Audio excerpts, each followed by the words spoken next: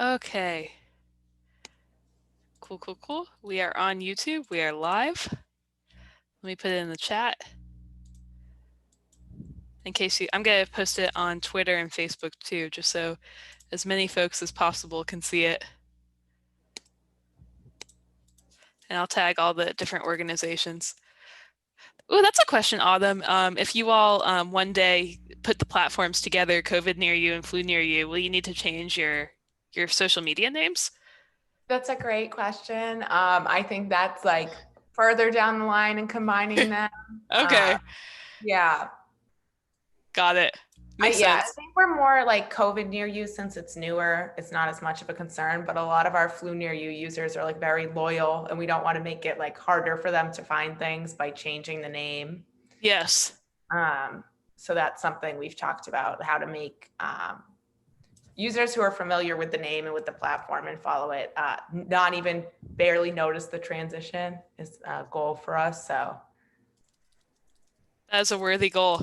yes, we'll see. We'll see how well it's implemented, but I believe in you.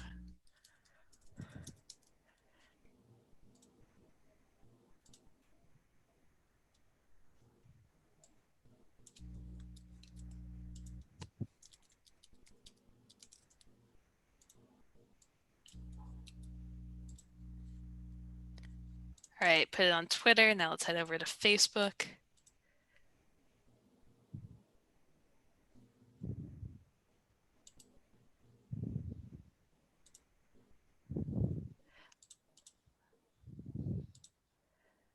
No attendees yet, but hopefully they trickle on in.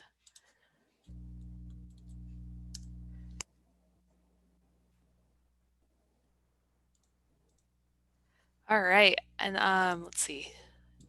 Let's just make sure we get this posted, get the word out to everybody. I think we'll just go ahead and get started. I know we have a lot of info to get through today. So I'm going to go ahead and share my screen. So you are here for Citizen Science Meets Summer Reading. The theme is Imagine Your Story, and we are telling the story of citizen science and the people who make these projects happen. A special thank you to the network of the National Library of Medicine, All of Us Research Program, whose support allowed us to put on this event. I'm Caroline from the SciStarter team. SciStarter stands for Science We Can Do Together. So we're just trying to get as many people all around the world doing real science to move the world forward and turn their curiosity into impact. We like to start every event with a poll. So we're going to get that started in just a sec, but I just want to let you know that you are in the right place. You are here to help track the flu. And it's a Q&A with the Scotch Plains Public Library. So thank you so much to the Scotch Plains Public Library in New Jersey for hosting us. And thanks again to the All of Us Research Program and the Flu Near You and COVID Near You projects. So we are going to kick things off with a live poll. We just want to know, have you ever participated in a citizen science project before? It looks like if you are on YouTube, I think we have some viewers on YouTube right now, feel free to vote in the comments. We would love to know what your level of experience is. If the answer is no, that's okay. You're in the right place to learn how to do it. All right, let's go to our next question. We just want to know, who are you? And I'm going to allow our panelists to vote. We want to know, are you an aspiring citizen scientist? Are you a student? Are you a parent, an educator, just a bored person on the internet? Go ahead and get those votes in. We got a researcher here, which is great.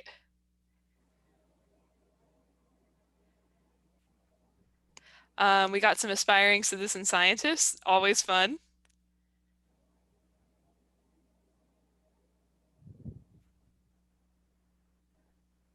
I'll give you a few more seconds to vote. I'm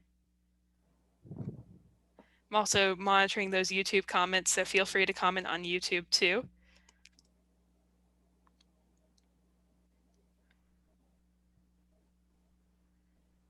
Great, so I'm going to end the poll here. Share results. We got some citizen scientists in the room and some researchers. Welcome, welcome. At this part of the program, we have our friends from the Scotch Plains, let me go back a slide. The Scotch Plains Public Library in New Jersey talk to us about what's going on at the library. So Jennifer, take it away. Hi, everybody. Thanks for being here. So our team at the library has done our best this summer to make it as normal a summer as possible. We are still not yet open to the public with our building, but our youth services department has been doing virtual story times and craft programs almost from the day that we had to close our building. They really just have done a remarkable job. Our teen librarian has done an incredible job with holding online hangouts and offering art and cooking programs. And she's really done an amazing job of just um, providing a source of connection and I think security for a lot of teens. Um, and our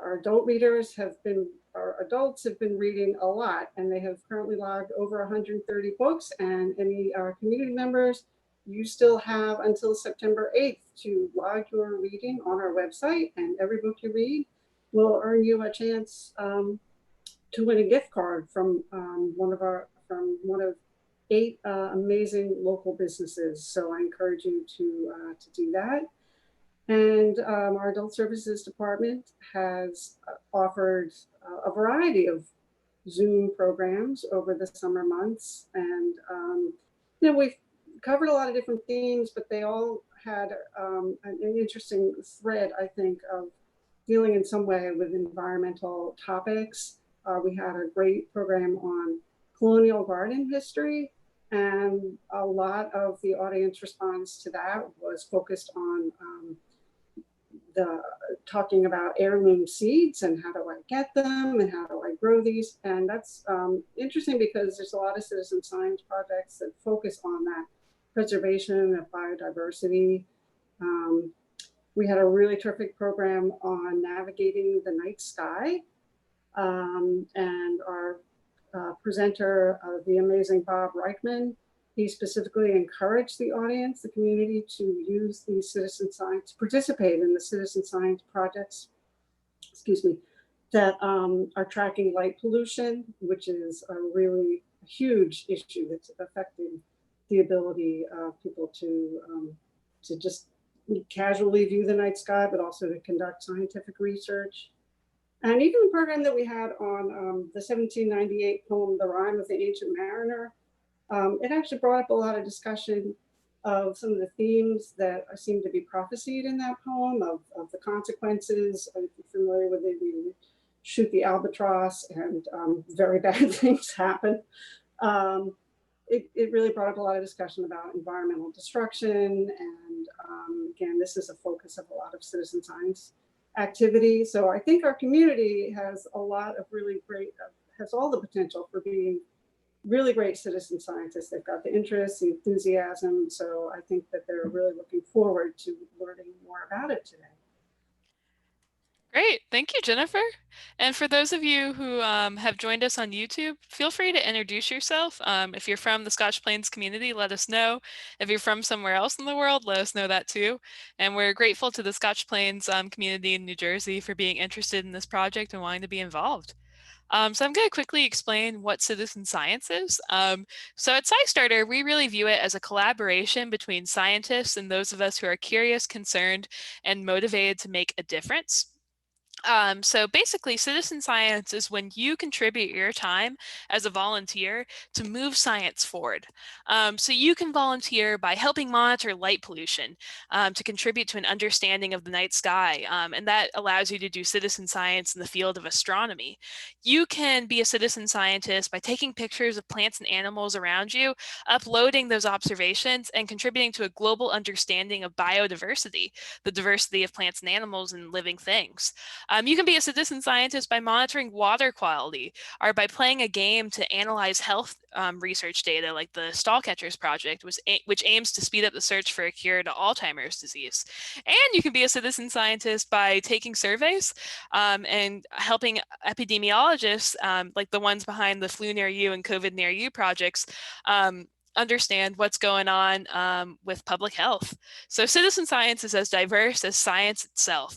And at SciStarter, our goal is to connect you to the real science you can do through citizen science. At this point in the program, we always urge folks to go SciStarter.org/NLM to make their SciStarter account. This is kind of like your passport to all these different projects. When you have a SciStarter account, you can search for projects on the SciStarter Project Finder, discover them, add them to your dashboard, and then go to those projects' websites, apps, whatever they host their project on, and contribute to that project. And for the SciStarter affiliate projects, Flew Near You being one of them, you can keep track of the number and frequency of your contributions to these projects in your SciStarter dashboard. So we always want you to make a SciStarter account. And we made this special page just for you, SciStarter.org/NLM, with some projects selected to address different topics in human and environmental health. So these are projects that particularly appeal to the curious, motivated library patron, for example, someone who goes to the Scotch Plains Public Library or is part of that community, to really group around these projects and bring home that impact. So we have on that page listed, of course, Flew Near You. There's the Stall Catchers Project. There are about 9 projects on that page, so we urge you to go explore those and to make your account now at SciStarter.org/NLM. So feel free to minimize this Zoom room for a second, make your account, and come back in. And while you're doing that, we have the Introduction to Citizen Science tutorial also listed on this page on SciStarter.org/NLM. This tutorial tells you the what, the how, the who, and the why of citizen science. So it takes about 30 minutes to get through. It's interactive. There are quizzes, there are videos, you get a certificate at the end. And it's also bilingual now, which we're really excited about. It's offered in English and in Spanish with the support of the network of the National Library of Medicine. So please do this tutorial. You can send it to a friend, a family member, if you want them to get the overview of citizen science that they need to really understand it. And we hope you enjoy it. Let us know what you think of it. And this is, now it's my delight to introduce you all to the Flew Near You project. We have a special guest today, Autumn Gertz, who's going to talk, educate us about how we can participate. She's going to talk a little bit about her story as part of the Imagine Your Story theme. And she's going to tell the story of these 2 projects, Flew Near You and COVID Near You. So Autumn, thank you so much for being here, and I'll let you take it away. Yes, thank you so much for having me. I was a big into summer reading at my local library as a kid, so it's nice to come full circle and be one of the people talking to other people interested in summer reading. So a little about my story. I'm Autumn. I am a program coordinator with Health Map at Boston's Children's Hospital, where Flew Near You is situated. I have a few years of work experience in disease surveillance, epidemiology, and research. This past May, I graduated with my Master's of Science in Epidemiology from the Boston University School of Public Health. And part of my story, it's a very interesting time to be graduating with that degree. Exciting, interesting, challenging, but not what I imagined it would be like. So it's been really cool to start working right away on such a global public health problem. I also have a Bachelor's of Science in Microbiology and one in Public Health Science as well from the University of Massachusetts Amherst. And for Flew Near You and our sister site COVID Near You, I do program management, so generally keeping them running, and then I help with project management for our research activities.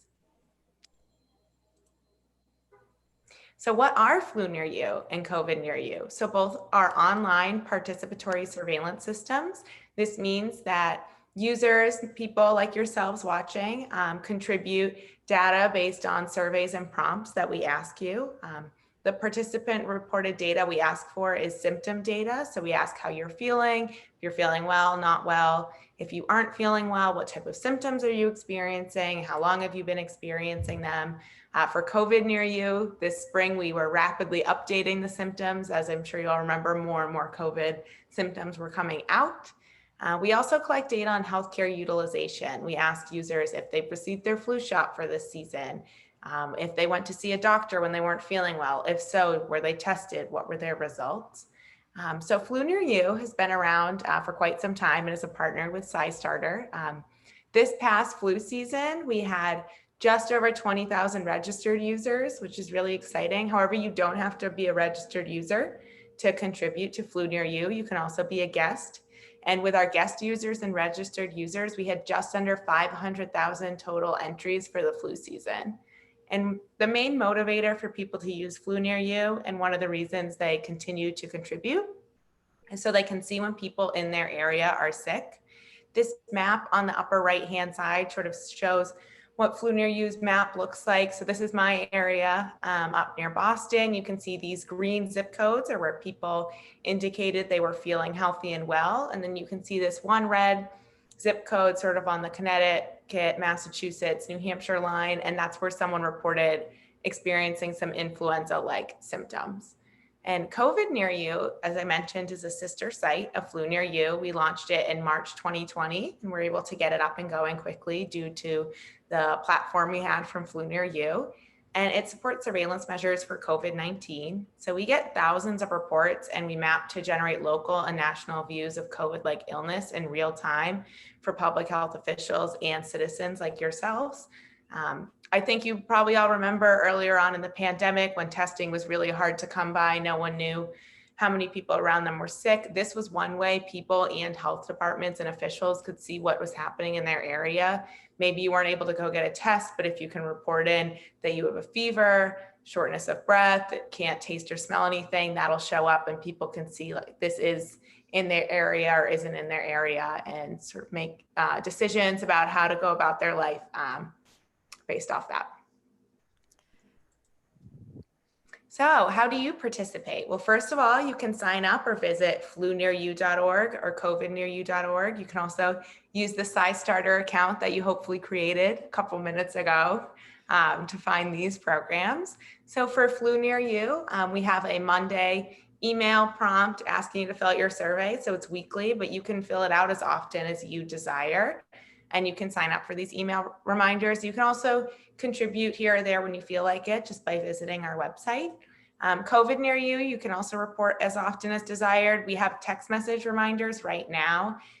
They might transition to email later on, but those happen more frequently than weekly as we're trying to collect more data since we're in a COVID season versus flu season that we are out of right now. And always, if you want more information or additional updates, you can follow our social media. So on Twitter, Facebook, you can look for @FluNearYou, @COVIDNearYou, or our general Health Map account, which is @HealthMap, which has these tools and a variety of others. So what do we do with this amazing data that you as citizens give us? The answer is a lot of different things.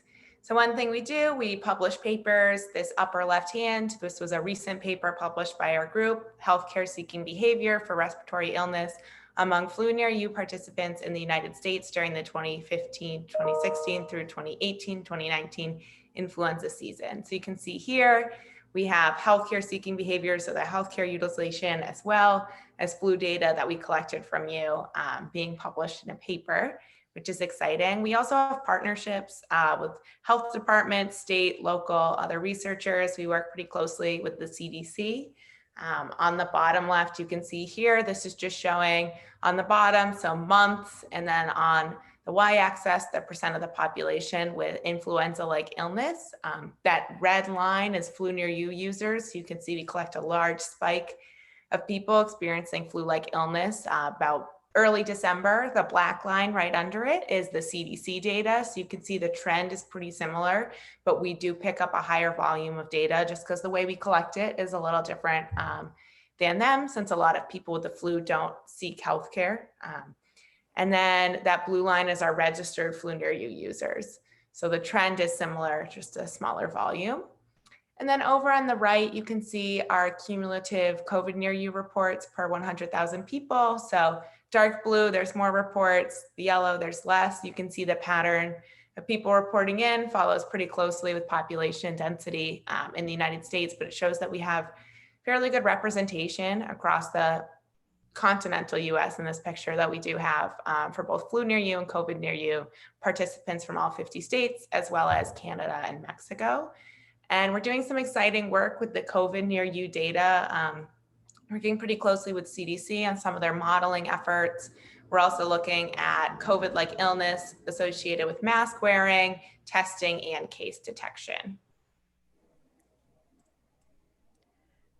Awesome. Thank you so much, Autumn. I know now Jennifer is going to ask some questions, but before she does, one thing that popped into my head as you were presenting is I was wondering, I know you said that for Flu Near You, people contribute weekly, and for COVID Near You, they contribute a little bit more often. Are you allowed to contribute more than weekly to Flu Near You, or do you want folks to keep it more at the weekly basis? Yeah, I think we found weekly is a good medium for getting people to report in frequently. You're always able to go to the website and report whenever you want. One thing that's nice on our end is if you report weekly from your prompts is that it knows you as a user and it can track your data longitudinally, versus if you're going in and identifying yourself here or there, sometimes it might track you as an individual each time, which is still very useful data on our end. But it doesn't show sort of your story through time with Flu Near You. Got it. So Jennifer, I'll let you ask your questions now. Yeah, thank you for that, Autumn. It's really fascinating. I hope it encourages a lot of people to get involved. Is there anything about your involvement in either Flu Near You or COVID Near You that you found particularly surprising? Yeah, so I also monitor our email addresses, and one thing I found very surprising is how engaged our users are. They'll notice like a small change on the website and reach out, have a question about it, or they're really earnest in wanting to help, which I think is amazing. They'll email and be like, I want to make sure I'm answering this question correctly. Like, what do you mean by this? So I've been very surprised at, for the number of users we have, how engaged a decent proportion of them are and how much they care about contributing. It's very heartwarming to see and encouraging as someone working on those projects. And if somebody felt like they were potentially interested, but they had some reservations or just needed some encouragement, maybe they're worried about privacy or something, is there something that you would want them to know? Yeah, so the only sort of personal information we do need is your zip code. On our website, you can put in a nickname for yourself. We don't need to know your name. We just need to know how to identify you, and then your symptoms. So if there was someone who was feeling hesitant, I would encourage them to go to our website, see what it looks like. And if they do want to participate without giving too much information, I would say going through to the website, filling out one form, seeing how you feel about it, maybe not entering your email address or cell phone number at that time, and using a nickname rather than your own name would be a way to sort of get your feet wet and see if it's something you felt comfortable with without going outside of a boundary you weren't ready to go outside of. So in libraries, we've been talking about, our summer reading theme this year has been Imagine Your Story. Has your organization used any sort of storytelling approach or technique to get out the word about Flu Near You? Yeah, so Flu Near You has been around for a while, so we've definitely used some different techniques, but we're also always trying to recruit more people. So I think giving more of a personal narrative to the platform itself might be an approach we take so people feel more connected. I think we have, like, very briefly in other publications given a story of Flu Near You, but I don't think it's been a major way to recruit people. So I'm excited to have it be an option in the future.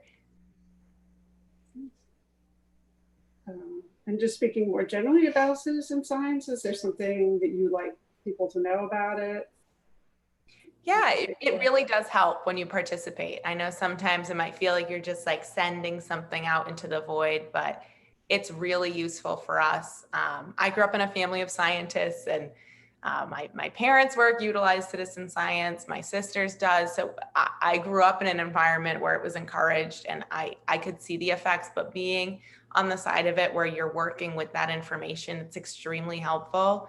And it's something really small you can do to help contribute to something like a pandemic that we're in. If you feel like you want to do something to help, sending us this data really does help. As we head into flu season, it's really helpful for you to see who's sick in your area, and also for people in your communities to be contributing so you can get a better sense of what's going on around you. So I would just say it really does help. So your efforts are not without reward on our end. We really do appreciate people contributing. I have a quick question based on that. One thing that's always amazed me about Flu Near You and now COVID Near You is how simple it is to participate. I was wondering, from your perspective as, a professional in this field, as a scientist yourself, do you wish you could ask more questions or get people to contribute more, or do you think you all have the right balance where it's at? Yeah, so we actually send out an annual user survey for Flu Near You. And one of the questions we ask is, would you be willing to provide more information? And we usually get a large proportion, the biggest proportion saying they would be. I think especially if you're someone who is generally healthy week to week, all you fill out is that you're healthy and you're like, oh, I could give more information. So it's something we've been looking into, especially as we do different research projects with this. This year, we did ask more questions on our user survey about COVID in our Flu Near You user survey. We thought it was a unique opportunity given what's going on in the world and people are home, a little more time to do things like that. And we had a very positive response. I think it was about 92% completion rate of the entire survey. So most people did not drop off when they got to the additional questions. So it's something we check in with our users for because we don't want to discourage our current users from continuing to use, but it's definitely something we want to consider and what questions would be appropriate to add. Yeah, that's really, you seem like you have a really amazing community that for these projects. Do you see patterns in the community? Like, do you see like a bunch of people contributing in New Jersey or like data gaps in certain states? Like, I'd love to hear a little bit more about where the community is really clustered or if there are places where you're looking to do more outreach.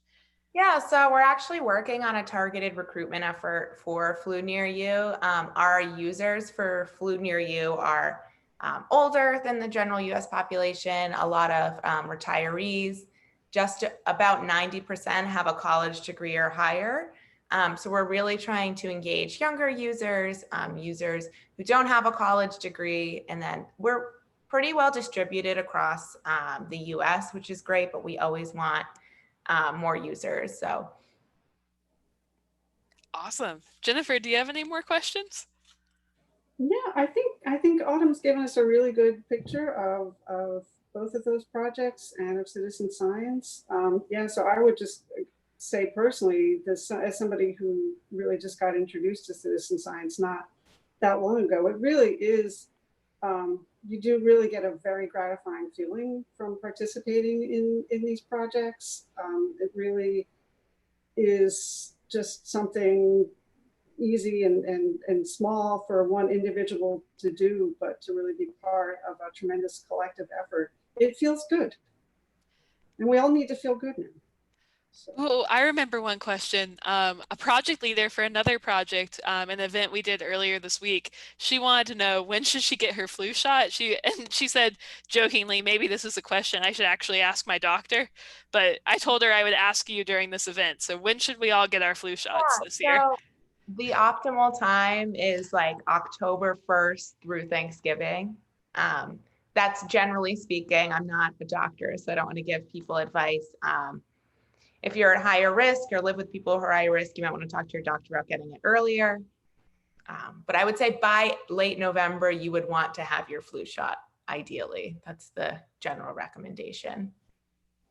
That's a good recommendation to have. And one more question on my end. I'm wondering for practitioners, for other citizen science project leaders, do you think that people could set up similar projects for things other than COVID and the flu? Could you see this model applied to other diseases or other public health issues?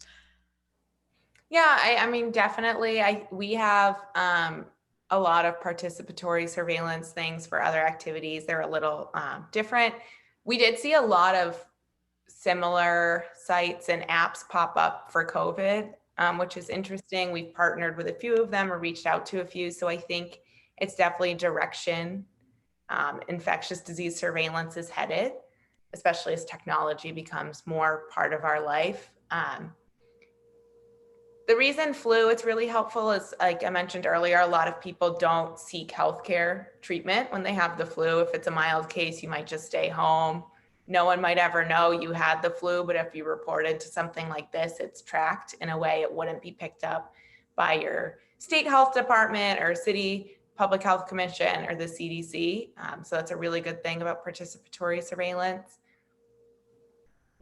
I'm trying to think of a good example of another disease that could be used for, but it'd have to be one that's like pretty common and high burden, but not reportable to a health department, I would imagine. We had one for foodborne illnesses where people could report in.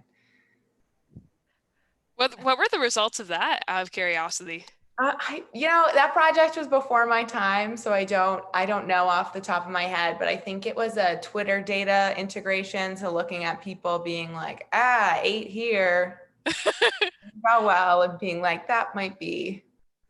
And then just a way to like streamline the different outbreaks that were reported by the FDA and other departments as they were happening.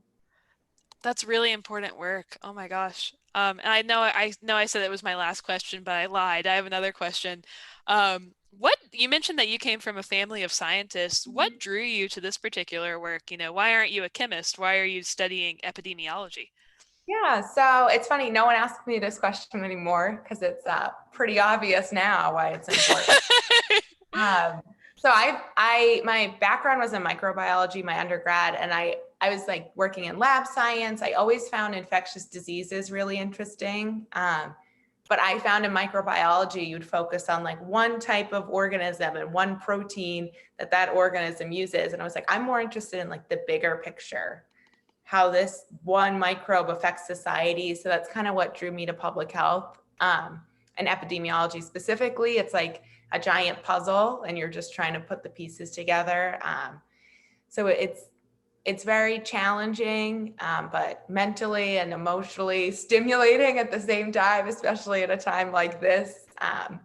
So that's what drew me. I always thought infectious diseases were so interesting that something so small and something that's been around for so long can turn the world upside down, as we've seen, and like figuring out a way to see that since we can't see it with our own eyes, but you can see it in patterns with people, disease spread, transmission, things like that.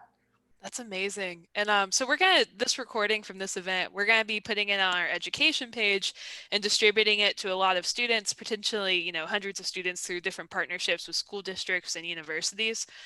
So what piece of advice would you give to a student who might be starting their career and maybe might be interested in studying epidemiology? Because as you said, it's pretty evident with the news right now why this field is important. So what advice would you give them to maybe have a career similar to yours? So my first piece of advice is absolutely do it. It's a wonderful field to work in.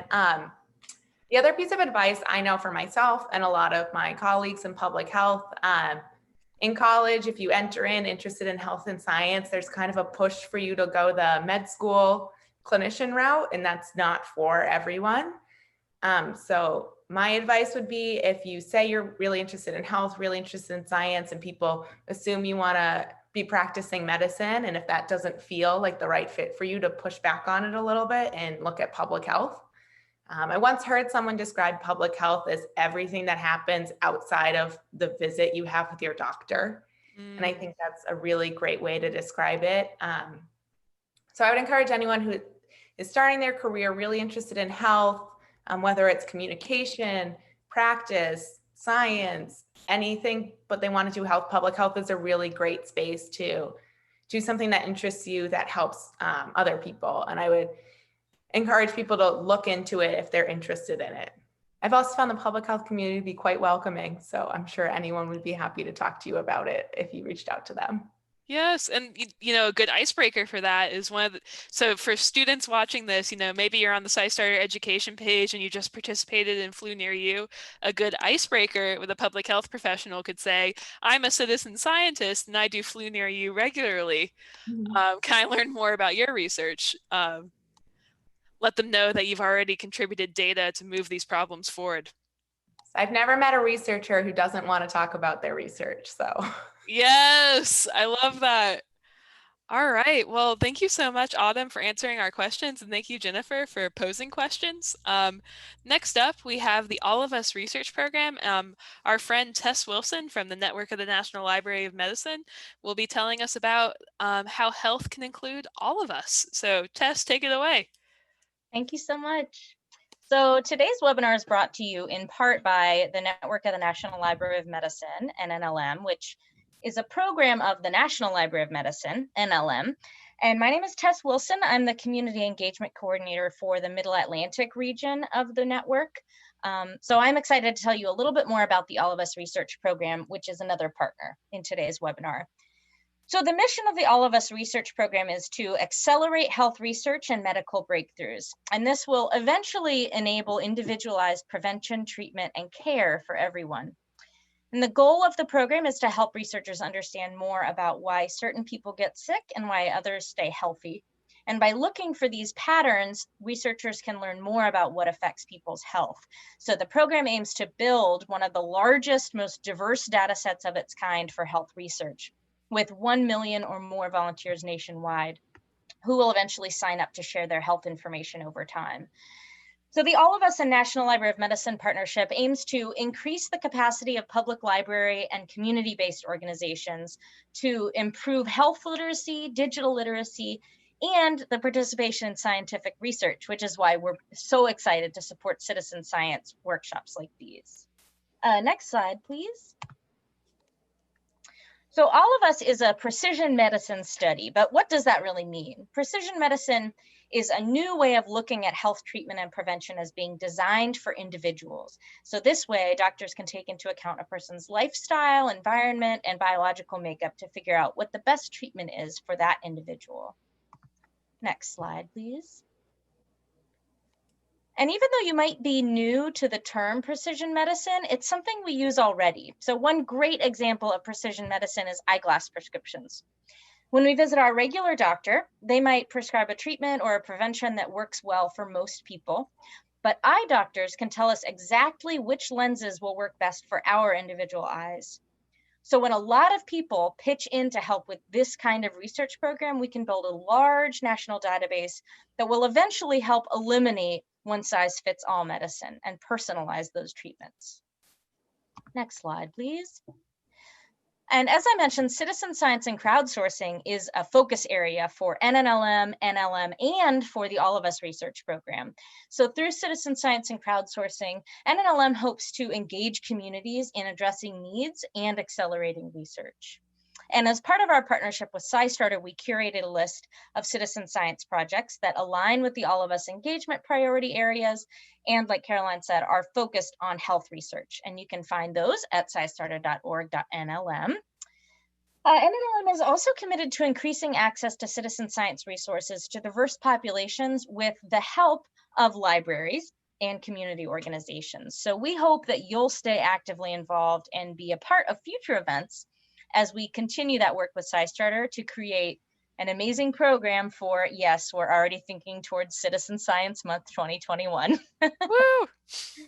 Next slide, please. So one of the great parts about this research program is that just about everyone in the US can participate as long as they're over 18. You can get started by visiting joinallofus.org/NLM. And if you join, you can start completing surveys and submitting health information. And then eventually when we can all meet in person again, an All of Us researcher in your area will collect your blood, your urine samples, complete the physical measurements, which will make you a full participant in the national program. And the last slide. So thanks for joining us today. Be sure to check out joinallofus.org/NLM for more information about this research, and we'll look forward to seeing you at another one of these webinars. Yes, we have one last one next week. Woo! Yay. We're going to be studying plastic pollution. So I love this. I get to learn so much. I just learned about flu near you, COVID near you, epidemiology. Next week, I'm learning about plastic pollution. Like, it's all good stuff. But to kind of end this webinar, we have our friend Jennifer Miller from Scotch Plains Public Library, who's going to talk to us about how we can stay involved with the local library. So Jennifer? Thanks. So most of our fall programming is still in the planning stages right now, but in the meantime, you can stay involved with some of our online resources. We have a great streaming film resource called Canopy that's available to young adult and adult cardholders in Scotch Plains and Scotch Plains, I think at Fenwood, and many libraries actually across the country now subscribe to Canopy. And you might think of it as like a feature film source, but I think it's overlooked for being a source for really amazing documentaries all kinds of nature films, and in particular, there are some that focus on citizen science. So this is just a couple of examples of short films that tell the real life story of a couple of amazing and really inspirational citizen scientists. And also just check out our website. We have a page devoted to citizen science. Some of it duplicates what you learned today about getting involved and making a SciStarter account. And it just highlights some of my favorite projects, which include a Galaxy Zoo, Penguin Watch, iNaturalist, and Stall Catchers. So there's really something for everybody. And I think on the next slide, we talk about, yes, this is probably one of the best introductions you can get just to the general field of citizen science, the field guide to citizen science. And we have multiple copies. You can request our print version for contact-free pickup currently outside the library. And you can also download the ebook. We actually have multiple copies of the ebook. Currently, it is available through the platform called RB Digital. RB Digital is actually phasing out. So within the next few weeks, you're going to find it through the Overdrive or Libby app. So just look for it there. I can't recommend it highly enough. It's an easy read, it's a fascinating read, and will really get you excited and inspired to join this movement. Awesome. Yeah, and Flew Near You gets a shout out in it. So that's one reason we wanted to recommend it today. So you really could do citizen science every day with Scotch Plains. You know, you could do stall catchers. I think you all have a stall catchers team. And then you could do Flew Near You every week and sign up for COVID near you. Like, sky's the limit. Great. Thank you, Jennifer, for having the field guide to citizen science available at the library. And for those of you who aren't with the Scotch Plains Public Library, you probably can get it through your library e-media services. We have some examples up on this slide, like Libby, Freeding, Hoopla, Cloud Library. So just make sure you use your library's resources to stay involved with citizen science and to check out the field guide to citizen science. To kind of close things up here, we urge you all to go to the scistarter.org/NLM page to click the Flew Near You project and get involved. You just click that icon and you can see some instructions there, a video that the Flew Near You team made, and you can watch that. Then you can click over to that project. You can also go to covidnearyou.org to participate in the COVID Near You project. So please go to scistarter.org/NLM, make your SciStarter account, discover Flew Near You, and don't forget that COVID Near You exists as well. As a project that you can contribute to feel empowered and help contribute to epidemiological studies through citizen science. And as I mentioned, we have an event, our last summer reading citizen science event next week with the Debris Tracker project. So you can go to scistarter.org/NLM to sign up. And our final note, for those of you who are watching on YouTube, I think I saw a few viewers on there, you can do this too. Just take our survey to let us know how we did with this event, what you learned, what we can do next time. It's tinyurl.com/summer reading 12 participants. And with that, I just want to give a big thank you to all of our panelists today, to Jennifer, to Autumn, to Tess, and I hope to see you again online sometime soon. Thank you so much. All right. Bye, everybody. Thank you. Bye. Thanks. Bye. Thank you.